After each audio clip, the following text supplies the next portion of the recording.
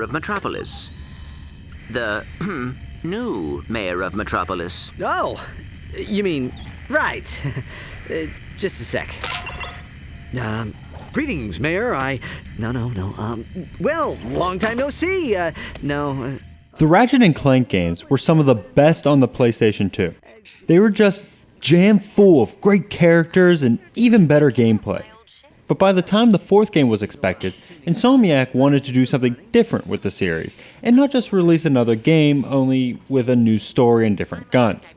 So they took one of the best parts of the series and made an entire game around it. The arena battles were some of the best areas in the series, having you coming back to earn new weapons and more bolts, or just to play through one more time. Who knew that they were strong enough to hold an entire game?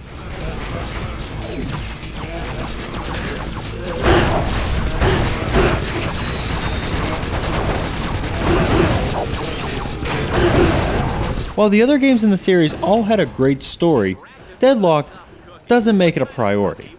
Ratchet and friends are kidnapped and forced to compete in a fight-to-the-death game show called Dread Zone. The story continues as Ratchet must survive Dread Zone and fight to save his friends and earn his freedom.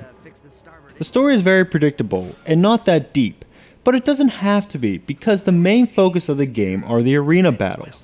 The battles are much more complex than the arenas of previous games. It is not simply survive the rounds, but rather there are objectives that need to be completed throughout the levels. They will actually take some thought and strategy and are not simply about destroying enemies.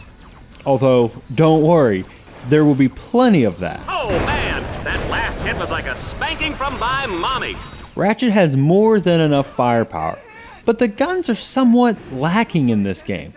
There are only about 10 weapons in this, which is a major drop from previous games.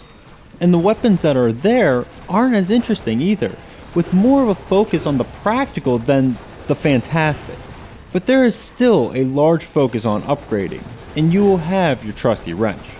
But it is not all ground combat, with the game offering plenty of vehicle sections. These break up the action and make for a great change of pace. But there are also other ways to play. This is the first Ratchet game that offers a co-op campaign, and the online from Up Your Arsenal returns in all its glory. While the game might change the formula of Ratchet and Clank games, it still retains much of what makes the series special. It has much of the character, humor, and of course awesome combat that has made the series what it is.